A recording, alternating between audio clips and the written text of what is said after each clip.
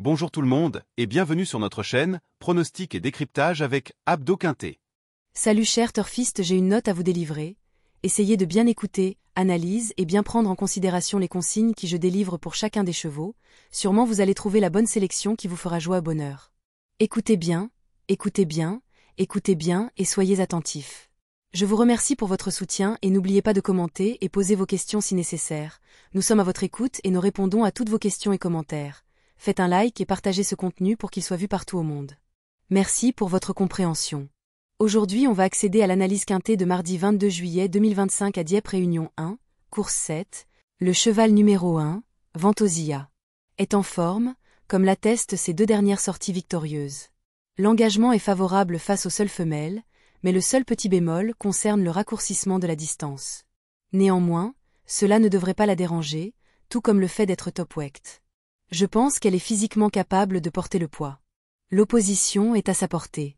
J'y compte. Transformée cette année, elle a fait belle impression lors de ses deux dernières sorties, sur 3100 et 3700 mètres. Elle a notamment devancé Sapristi et Quincerto le 13 mai, lesquels ont remporté un quintet plus dès leur sortie suivante. Elle est raccourcie, mais le terrain bien souple va l'avantager. Malgré 3 kilos de surcharge, elle n'est pas hors d'affaire.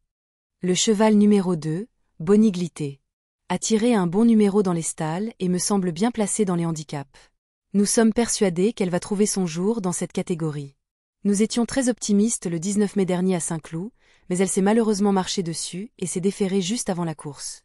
Son jockey, Christophe Soumillon, avait préféré ne pas la courir suite à cet incident. Elle devrait se plaire à Dieppe. Nous sommes très confiants. Un brin décevante dans le quintet plus du 20 mars, cette protégée d'Adrien Foissier n'a clairement aucune marge dans cette zone de poids. Cela dit, elle a repris de la fraîcheur et ne devrait pas être contrariée par le terrain souple. Il serait imprudent de la négliger totalement.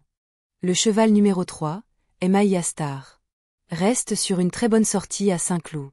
L'engagement est magnifique, mais il faudra malheureusement composer avec le numéro 15 dans les stalles de départ. Hormis cela, elle va évoluer sur sa distance et l'assouplissement de la piste sera un atout supplémentaire. Tout sera une question de parcours. Cette bonne finisseuse monte en puissance, comme en atteste son récent accessite au Val d'Or, face au mâle. De plus, l'assouplissement de la piste va grandement servir ses intérêts. Compétitive à ce poids, elle détient une première chance théorique. Le cheval numéro 4, Desna. En dernier lieu, à Chantilly, elle a subi son mauvais numéro de corde et a payé ses efforts pour finir. Cette fois, elle était plus chanceuse au tirage au sort et les plus annoncés vont grandement servir ses intérêts. L'engagement est idéal et elle retrouve des conditions favorables. On vous conseille de la reprendre. Surprenante lauréate d'une épreuve moins huppée le 19 mai au Val d'Or, elle a ensuite essuyé un cuisant échec à Chantilly, 14e. Elle doit faire ses preuves à cette valeur et bien d'autres compétitrices semblent mieux placées qu'elle. Gros outsider. Le cheval numéro 5, Deep SEA. Ce mardi, les 200 mètres supplémentaires vont certainement lui être bénéfiques, tout comme l'assouplissement du terrain, qui est un vrai plus pour elle. Si tout se passe bien, elle est capable de se racheter à la faveur de ce bel engagement. Certes, elle a seulement terminé 10e en dernier lieu, mais elle n'a pas démérité et le lot était nettement plus huppé. L'assouplissement de la piste va l'avantager, tout comme le fait de partir du couloir numéro 1. À l'issue d'un parcours sur mesure, sa place est à l'arrivée. Le cheval numéro 6, la Déorée, n'a jamais déçu sur le gazon avec les œillères australiennes, 6 podiums en autant d'essais. Elle vient de remporter une épreuve similaire à Chantilly et semble en mesure de surmonter sa pénalisation de 5 livres. Idéalement située dans les stalles, elle s'annonce très dangereuse. Après 6 mois et demi d'absence, elle a rapidement retrouvé son meilleur niveau, en atteste son récent succès cantilien. Elle s'adapte à tous les terrains et possède encore une marge de progression. Bien placée dans les stalles, elle dispute son premier quintet plus avec les plus hautes ambitions. Le cheval numéro 7, Stars and Away, a bénéficié d'un léger break après avoir réalisé un excellent début de saison sur PSF. La jument a effectué une rentrée nécessaire à Chantilly et revient en très bonne forme le matin.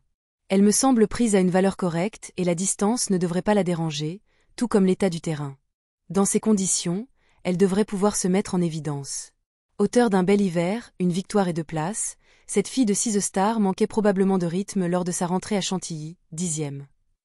Des progrès sont logiquement attendus, mais elle semble un peu plus tranchante sur le sable. Pour la 4e ou 5e place. Le cheval numéro 8, et Arandelle affrontait les mâles lors de ses débuts dans les handicaps et découvre une tâche un peu plus facile cette fois. Elle va certainement apprécier la piste souple et Stéphane Pasquier sera en selle. Malgré la corde 14, elle semble en mesure de se réhabiliter. Cette propre sœur de l'utile UP Élie Debleuat ne découvrait pas une tâche facile lors de ses débuts dans les handicaps, face au mâle et avec la corde 16. Elle a été délestée d'1 kilo et la piste bien souple lui conviendra. Un rachat de sa part est envisageable. Le cheval numéro 9, Villa Castello. Nous sommes satisfaits de sa rentrée le 2 juillet dernier à Clairefontaine. La jument s'est bien comportée, d'autant qu'elle n'avait pas couru depuis plus de 9 mois et affrontait des chevaux bien meilleurs qu'elle en valeur. On pense que dans cette catégorie, elle détient une très bonne chance. Avec un meilleur numéro à la corde, nous sommes nettement plus confiants, mais il faudra composer avec. Si tout se passe bien, elle devrait néanmoins être capable de disputer les premières places. Après 10 mois d'absence, elle avait logiquement besoin de courir lors de sa rentrée. Elle débute dans les handicaps à une valeur cohérente, compte tenu de ses lignes à 3 ans, et sera montée par Christian Demureau pour la première fois. Revelation Possible. Le cheval numéro 10, Miala, vient de briller sur ce tracé à l'issue d'un bon déroulement de course. Certes, elle a été logiquement pénalisée, mais elle se trouve bien engagée et les plus annoncés ne vont pas la déranger. Je pense qu'elle a encore les capacités pour bien faire ce mardi, mais il lui faut absolument le parcours sur mesure. Cette représentante de l'écurie Victoria Dream vient de mettre un terme à une série d'échecs sur ce parcours, dans une classe 3. Elle est compétitive à cette valeur et voit d'un bon œil l'assouplissement de la piste. Son retour dans les handicaps se présente sous de favorables auspices. Le cheval numéro 11, Lymphazomée, est non partante. Le cheval numéro 12, Misurina. On n'est pas grand-chose à lui reprocher. Elle vient d'effectuer une bonne rentrée sur ce parcours et affronte un lot dans ses cordes pour sa première apparition à ce niveau. La jument a bien travaillé, et le terrain ne va pas la déranger. En théorie, elle a tout à fait le droit de figurer à l'arrivée de ce genre d'épreuve. Cette protégée d'Aligja Carcosa a signé une probante réapparition sur ce parcours, 3e, derrière Miala, 10, qu'elle retrouvera avec 1 kilo d'avantage. Elle dispute son premier quintet plus, mais a le profil pour percer dans cette catégorie. À retenir. Le cheval numéro 13, Andy, s'est retrouvé piégé en queue de peloton le 15 juin et ne doit pas être jugé sur cet échec. Auparavant, elle nous avait beaucoup plu à 3 reprises, dans des lots de bons aloi. Si elle bénéficie d'un parcours fluide, elle peut jouer un premier rôle. Cette bonne finisseuse ne doit pas être jugée sur son dernier résultat, 11e. Elle compte 2 places en 3 essais dans les quintets plus et semble très bien placée en bas de tableau. Si l'épreuve est sélective, elle en doublera plus d'une dans la phase finale. Notre coup de folie. Le cheval numéro 14, Diala, a fait une très bonne rentrée dernièrement. La jument va courir de manière rapprochée, mais elle a très bien récupéré de sa course, raison pour laquelle je l'ai alignée au départ de cette épreuve. De surcroît, elle a déjà bien fait à ce niveau par le passé et découvre un engagement idéal ce mardi. Sans incident, elle devrait poursuivre sur sa lancée. Cette ex-représentante Aga Khan a signé une réapparition très encourageante à Paris-Longchamp, 2e. Deuxième d'un événement à 3 ans, face au mâle, elle découvre ici des conditions intéressantes. Même si elle aurait sans doute préféré une distance plus longue, elle s'annonce redoutable. Le cheval numéro 15, Miss White Sock, a bénéficié d'un léger break après sa dernière course et arrive avec un peu de fraîcheur. En outre, elle trouve une tâche un peu plus facile face aux seules femelles, et le handicapeur a fait un geste en la baissant d'1 livre. Certes, sa marge est réduite, mais elle fait toutes ses courses, et nous comptons sur son aptitude aux pistes souples pour décrocher un accessite.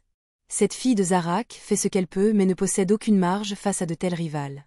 La piste souple lui conviendra parfaitement et le handicapeur l'a délestée d'1 livre, mais elle devra tout de même sortir le grand jeu pour tirer son épingle du jeu. Le cheval numéro 16, Pingo, a surtout brillé dans des courses à réclamer cette année. Elle n'a pu convaincre lors de son retour dans les handicaps, le 16 juin à Compiègne, 13e, et aura probablement du mal à inverser la tendance, malgré son aptitude aux pistes souples. Cette fille d'Anodin évoluait sur une distance un peu trop courte pour elle en dernier lieu, pour son retour dans les handicaps, 13e. Sa valeur a fondu et elle trouvera un terrain à sa convenance. Face aux seules femelles, une surprise de sa part n'est pas à exclure.